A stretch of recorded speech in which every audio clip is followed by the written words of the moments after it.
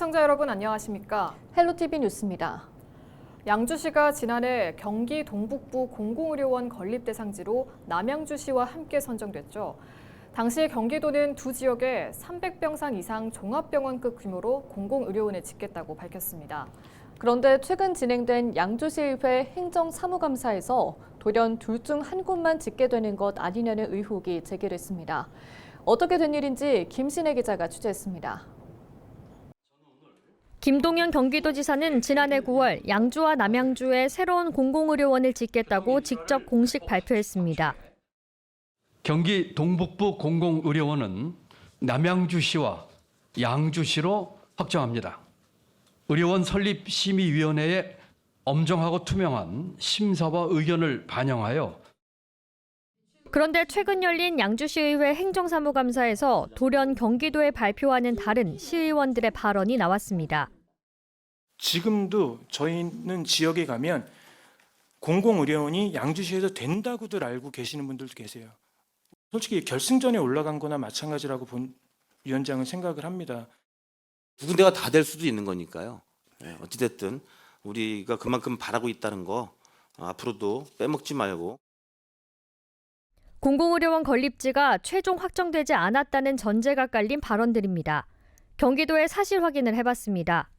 경기도 관계자는 공공의료원을 두 곳 다 설립하기로 이미 발표된 사안이라며 바뀔 가능성은 없다고 말했습니다. 그런데 행감에서는 관련 질의가 계속 이어졌습니다. 최근 경기도가 양주와 남양주에 각각 타당성 용역을 착수하자 최종 대상지를 한 곳으로 정하기 위한 절차가 아니냐며 의혹을 제기하고 있는 겁니다. 지금 또 타당성 용역을 발주를 또 한 걸로 알고 있어요, 경기도에서. 네네. 그럼 그거는 왜 무슨 또 타당성 용역을 발주한 걸까요?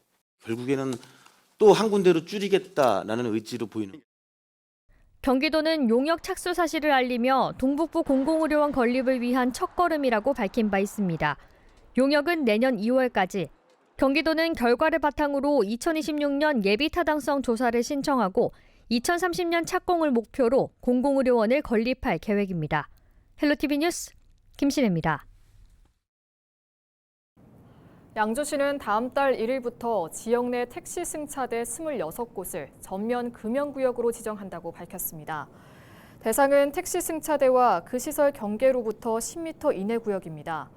시는 금연구역의 원활한 정착을 위해 3개월간 계도 기간을 운영한 뒤 10월 1일부터 관련 법령에 따라 위반대 과태료 부과 등 단속을 할 방침입니다. 17일 동두천에서 어르신 60명을 대상으로 무료 장수사진 촬영 행사가 열렸습니다. 이른바 장수행복사진관으로 동두천시와 동두천 의료사회복지재단이 지역 어르신들의 삶을 기념하고 예우하기 위해 공동으로 주최하고 주관한 행사인데요. 동두천 노인복지관이 희망자의 나이 등을 고려해 대상자 60명을 선정하고 사진 촬영이 진행됐습니다. 이날 촬영된 사진은 액자에 담아 어르신들에게 전달될 예정입니다. 양주시는 본격적인 여름철을 맞아 물놀이형 수경시설을 오는 8월 17일까지 운영합니다. 운영시간은 오전 11시부터 오후 5시까지며 매시간 정각부터 50분간 가동하고 10분간 휴식시간을 갖습니다. 올해 수경시설은 발물놀이터 6곳과 분수형시설 5곳 등 총 11개소에서 운영됩니다. 올해는 덕계 근린공원대 발물 놀이터도 새롭게 정비했습니다. 경기도의회 농정해양위원회 부위원장 윤종영 의원이 제384회 정례회 제1차 농정해양위원회 회의에서 국비 확보 및 도비 확대로 시군비를 최소화해야 한다고 촉구했습니다.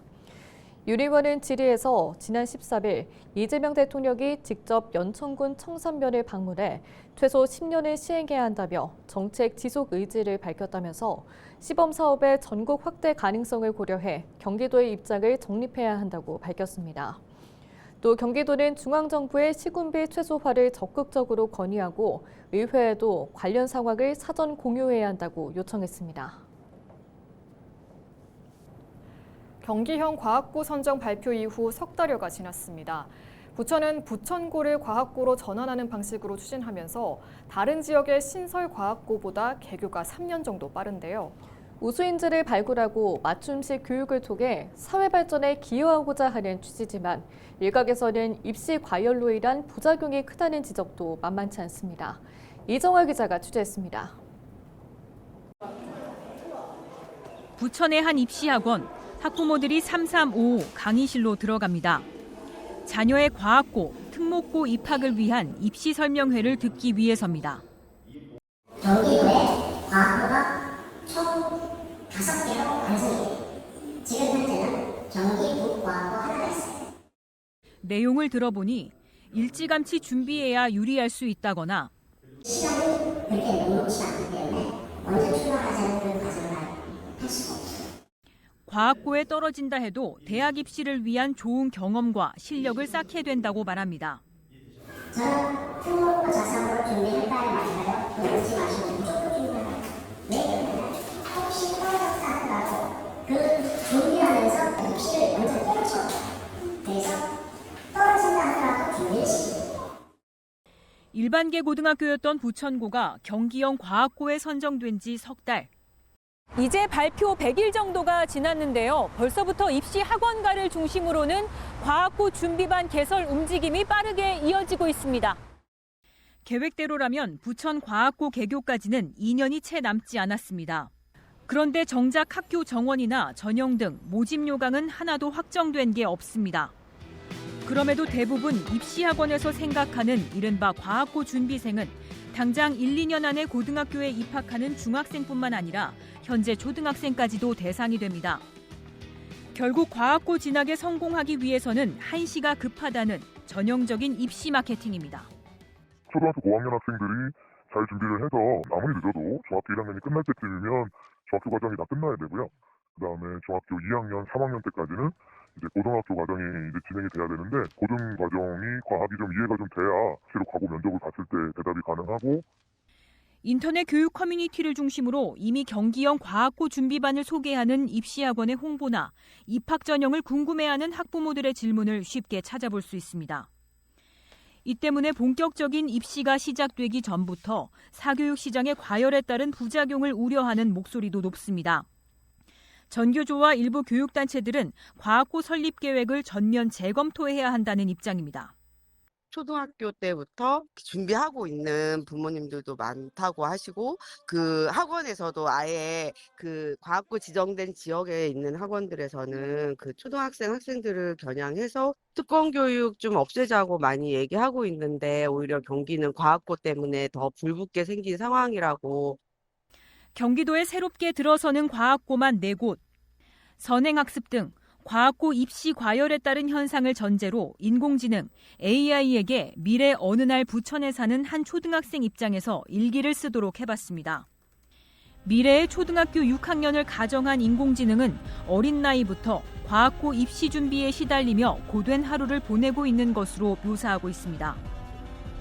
몇 년 후 경기형 과학고의 입시가 본격적으로 시작되면 실제 이런 하루를 보내는 학생들은 더 많아질 수 있습니다. 과학고 유치, 긍정적인 효과에 가려진 무분별한 서열화와 입시 경쟁 부작용까지 간과할 수는 없습니다. 헬로티비 뉴스 이정아입니다.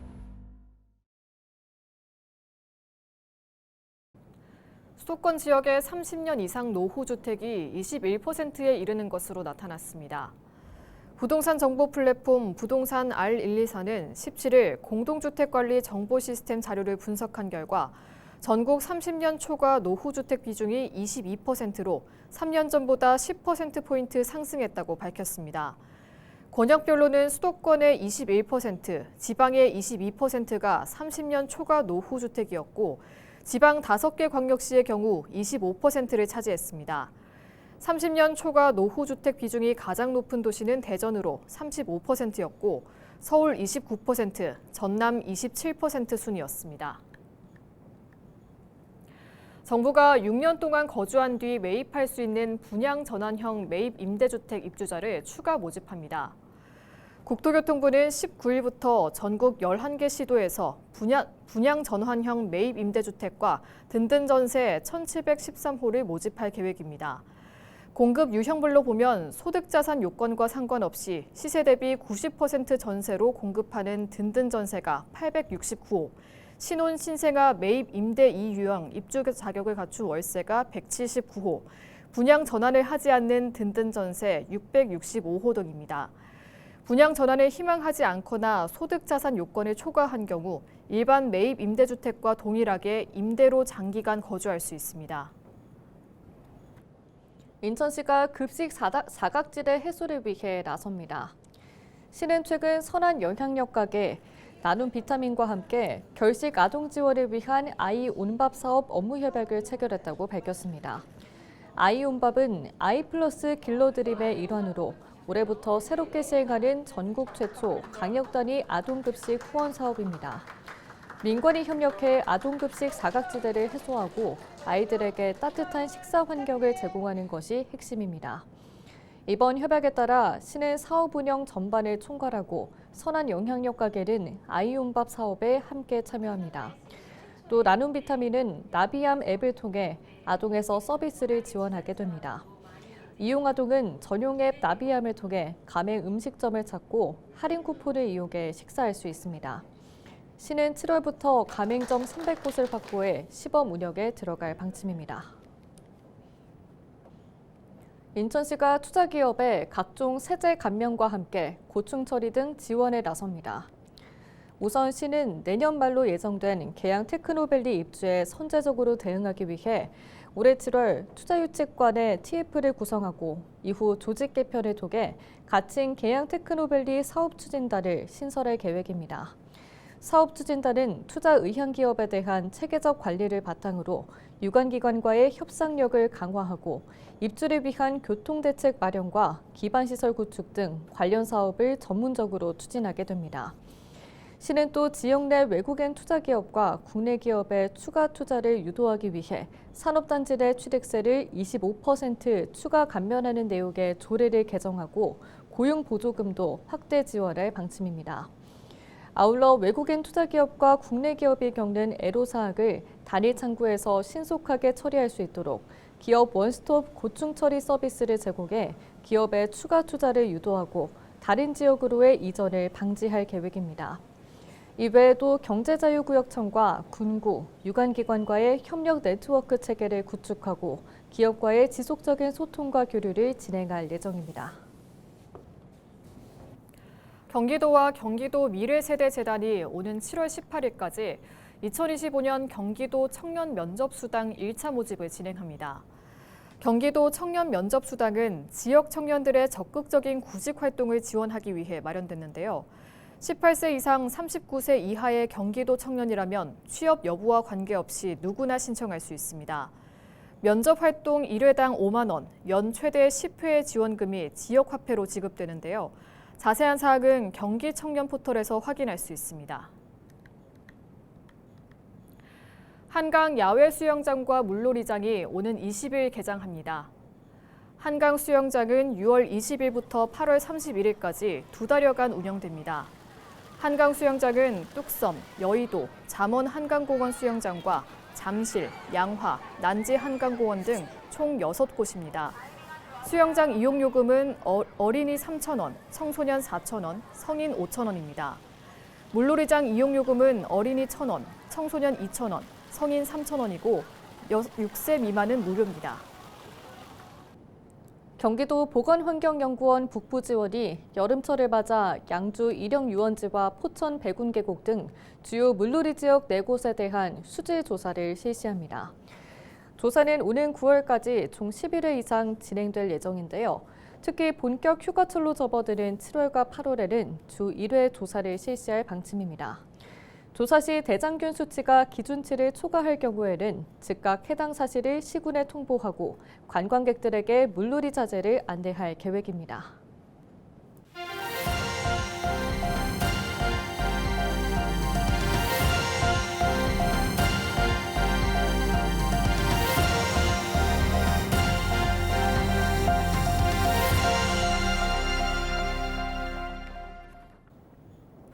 이상으로 뉴스를 마칩니다. 시청해주신 여러분 고맙습니다.